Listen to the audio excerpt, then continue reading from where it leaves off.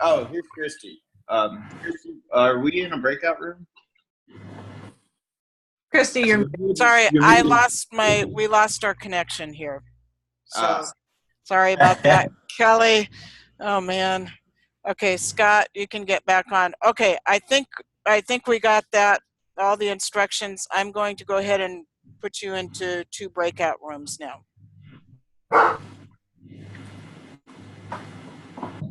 I didn't get any instructions. I got the pages of each group, but no other instructions. Okay, the instructions, if you could just write down the pages and pull up the faculty handbook. Those were the instructions. But what are we supposed to do with that? Are we just supposed to discuss that? Okay. Yes, what I'd like you to do, okay, sorry.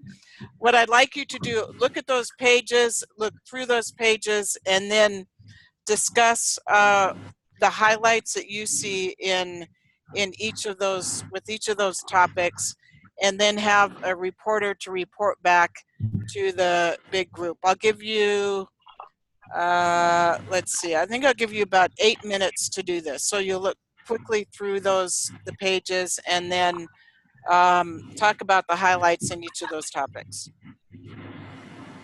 All right, sorry about that. Questions?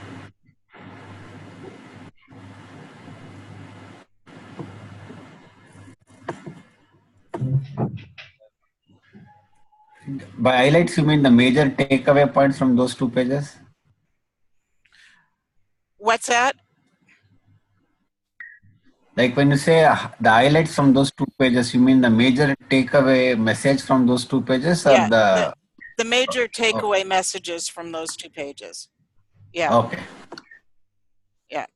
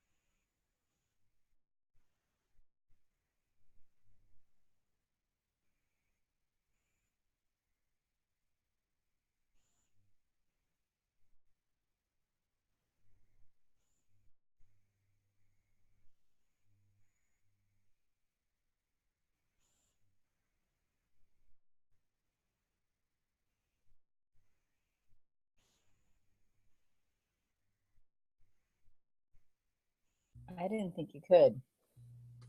Okay, so where are we? Yeah, I said, oh, 36, sorry.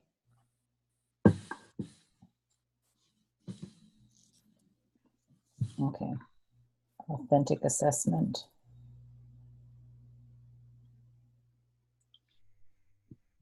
I can make it bigger. Is that helpful? Is it too big now?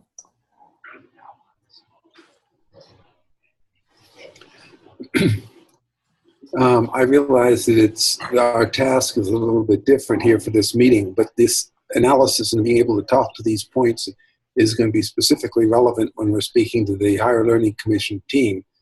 This analysis of assessment is different from the one that they're going to be approaching us with. So we have to be, each of us, show that we're comfortable with it.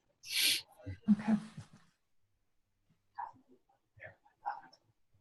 Yeah, maybe if there are highlights that we need to, this is off, but for the HLC visit, highlights in this or things that we should refresh our memory on, that would be very useful.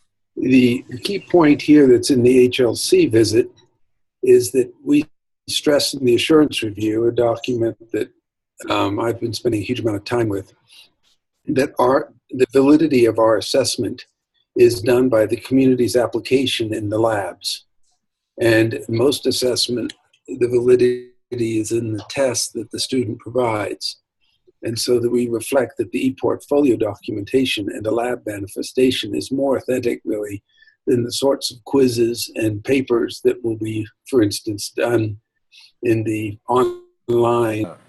Because we are not in a traditional classroom setting, the community is the classroom, and the experiential learning counts at that place of the classroom setting. It overcomes the risk involved in an online training program.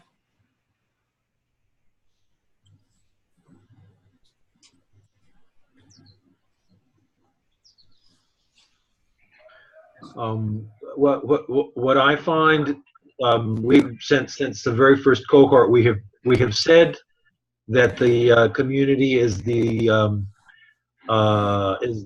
classroom, but we kind of left it up to each professor in each class how that was done, and it didn't always get done. And so with what I found, this is the second time we're using the activity paired activity artifacts. And I find that this means that we're more explicit, we're more conscientious about doing it. And what I did with this for the first time is to map out the course from the program learning objectives to course objectives and competencies to learning activities and learning artifacts, so that in theory all of the learning artifacts are specifically linked back to a certain program learning objective. So that helped me kind of set up the course. Once these are laid out very explicitly like this, it helped me to lay out and make sure that the course was covering all of the things it was supposed to cover, and that each of the community activities was relevant to what it was supposed to be. So I've liked it. Okay. So it's Scott. When I was in 11th grade in high school, I participated in a sort of an alternative learning curriculum. This would have been 1978. So this was like an early precursor of this concept, I think, and required a lot more engagement outside of the school, et cetera. And just my recollection is that, some students did really well with that and some really floundered. And so just underlining this issue of risk, I think one of the risks we'll face with students, even though they're adults and they're professionals, if they come from cultures with very formalized, hierarchical schools and pedagogies, they may struggle a little bit with this.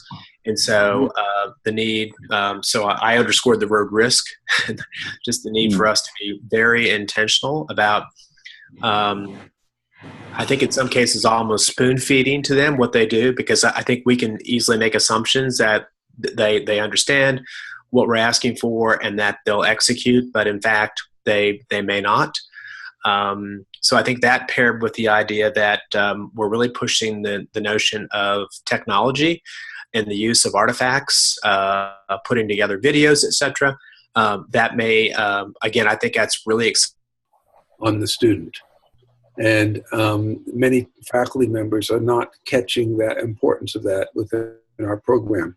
That we need to bring forward the evidence from the community. This can be done in community verbal statements, but also in visual statements.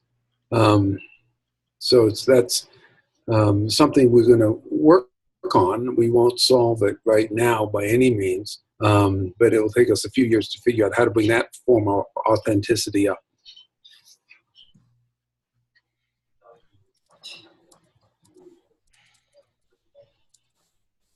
It becomes particularly important as we move towards direct assessment and as we start to be planning out our associate's degree.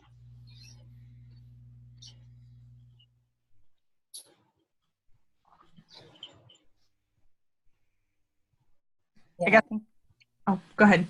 No, I was just going to say, even reading this, this is really challenging, because even if we think about our community lab assignments, the assignment is usually the reporting on what happened, right? We're not great at actually assessing the community, the activity that happens in the community lab. You know what I'm saying? Like it's usually do this thing and then it's kind of that paired thing, the artifact and the assignment. Like it is really hard, to come up with to assess directly as, the work that's being done. Absolutely, Kelly. I think we've got a lot of work yet to do on our community labs. I think that faculty are just beginning to touch the edge of this. Yeah. And that's partly because we're just now moving into the ePortfolio format. Right. Because when we were all doing secondary reporting, we lost the opportunity for first tier reporting from the community. Right. Yeah, I mean, I think it's definitely possible. It's just a different. It's like Luke said. It's more of focusing on the process, like the whole process and reporting along the way, than the final product of being this final.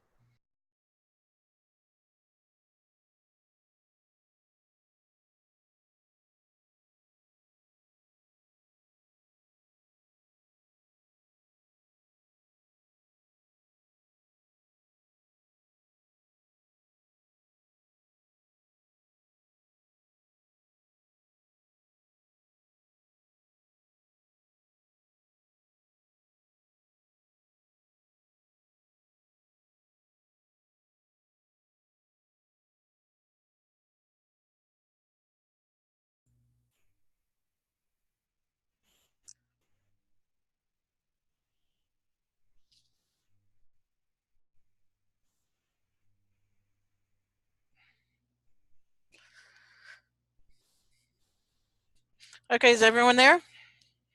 Everyone back? Can you guys hear me? Yeah. Okay.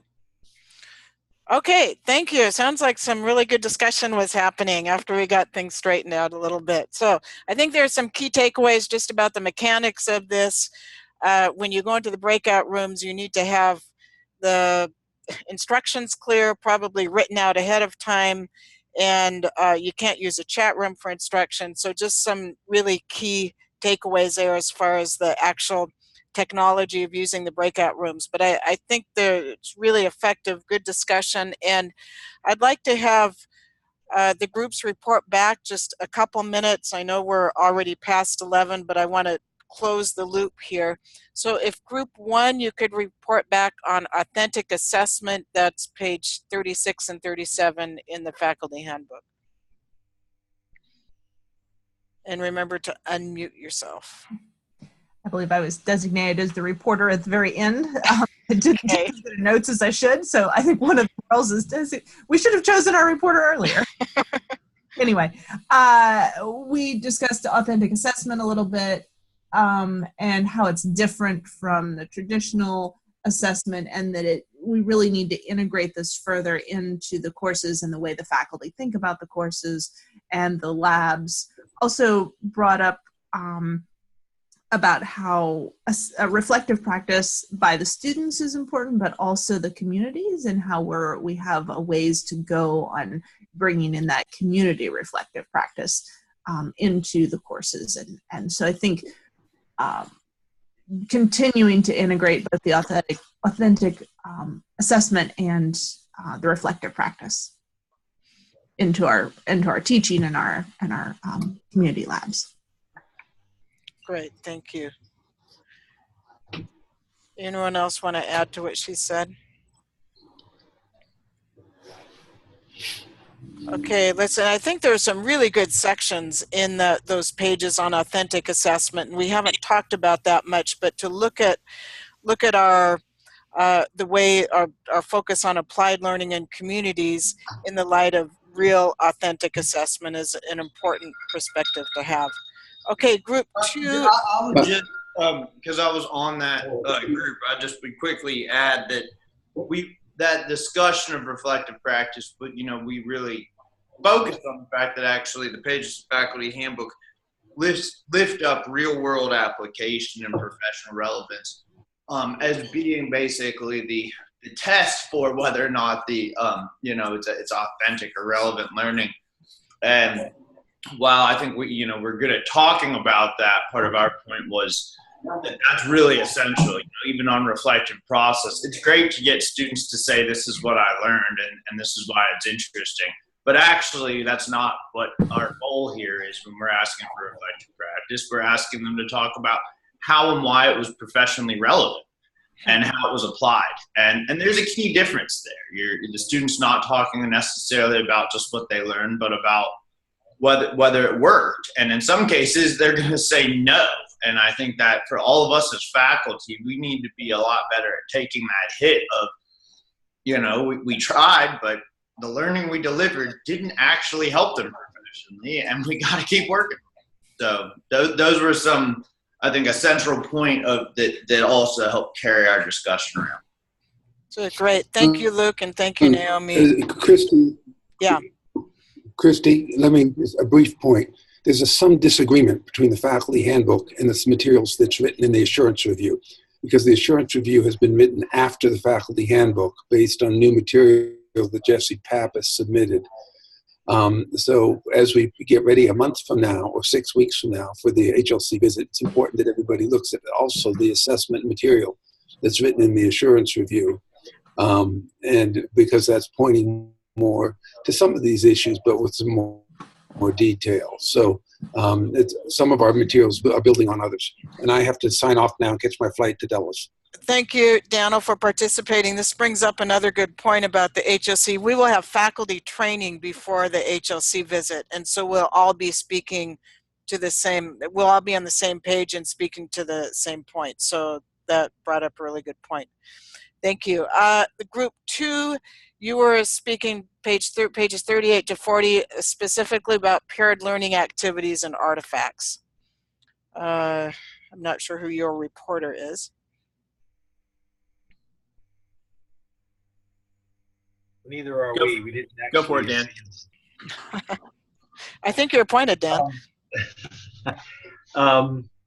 Well, we part of the discussion was that this goes to the paired activities and learning artifacts, goes to the concept that we've had from the very beginning, where this community is the classroom. And so amongst the main points that were made was that while we've attempted to do it, having these explicit paired learning activities and artifacts has made it more intentional. And I said it helped me to be able to map out all the way from the learning activities and artifacts back to the course objectives and competencies, to the PLOs, and that's helped me organize the course. It was also mentioned that this way of learning is foreign to students that have come from a hierarchical pedagogy, and so we need to make sure that there's a level playing field, and that there is sufficient help for people for which this is a completely new way to learn. And then the comment was made that the text still refers to residentials, and the fact that the residentials are now optional, that concept does not seem to be very clear there, and the role that these paired learning, like that, this is one of the ways that we're experimenting with trying to get that experience that we got, that educational bump that we had from having obligatory residentials. Good point. Thanks for bringing that. Anyone else wanted to add to what Dana said quickly?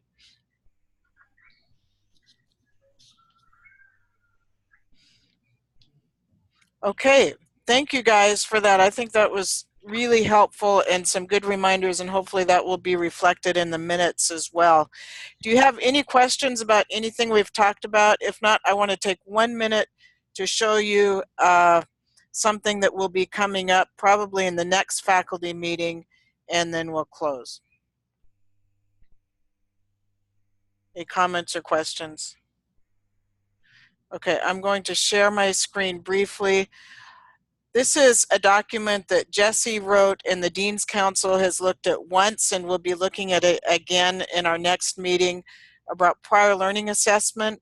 Right now, this is something that we're covering with our independent study courses, giving students an opportunity to apply to the curriculum something that they've already done in their previous training or previous experience, but we will be moving to a more full-scale prior learning assessment program. So this is just an initial document that Jesse has done. The Dean's Council will be reviewing it again, and we'll hopefully be moving to this then with not so much with this class starting in the fall, but with the cohort starting after that. So I just wanted to give you a heads up about it. Prior learning assessment gives students, it adds flexibility. I know Daniel's talked a lot about flexibility. It adds flexibility to the curriculum and gives the students the opportunity to apply experience that they've had in the past to the credits that we offer. Okay, I will stop my share on that. All right, Kelly, did you want to say anything about nuts and bolts to give the opportunity for people to transition over to specific technology questions? Yeah, well, we are trying to have sort of ongoing nuts and bolts technology training, kind of just-in-time trainings going on. But this being the weeks before the start of the semester, this one following, I have a lot of details for sort of Dan and Manjunath. So everyone's welcome. I mean, if there's a question that people have that's specific that they want to clarify on any of the learning technologies, I'm happy to answer those questions. The thing that's come up between something that Luke started last semester is this idea of a tool time. So on top of their regular scheduled class Zoom sessions, the students are invited to attend a 1-hour tool time session on a Thursday morning. And I think I sent you guys that schedule because I was saying it'd be good to schedule your office hours around that. And I'll put that page again in the chat. I made a tool time public portfolio page, which will have the schedule of each session, because we also thought that maybe some students want to know what's going to be covered so they can attend the ones that they find most useful. And then the recordings will also be on that portfolio page. And that portfolio page is also, there's a whole, and once I'm done with developing this, the big push for new students and maybe new faculty is this idea of the equipment check. So the equipment check is this asynchronous course that you can go through the steps to kind of feel familiar with all the learning technologies. So once I develop that, and we're going to have a lot more.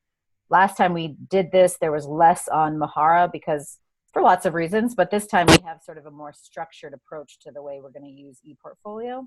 So there's going to be more structure around how we teach students to use the Mahara system. So yeah, those are my comments. Okay, thank you, Kelly. Do you want people to go to your, I guess, do people have a meeting now? Yeah, I mean, we had scheduled 10 to 11 as the nuts and bolts for people that had specific questions. So I guess, who would like to stay on then, and we could stay in this room or we go to Kelly's room? Either one would be fine. Are there specific questions that you'd like Kelly to cover?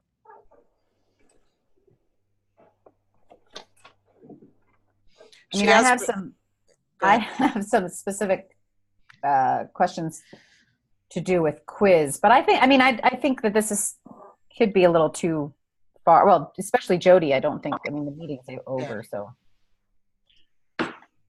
I mean, yeah, I don't have any I have a couple just really basic clarification layout questions, but that just about kind of how we're going to approach a couple things. But there's certainly, if other people have actual build questions, those should come up front so that everybody's working on there.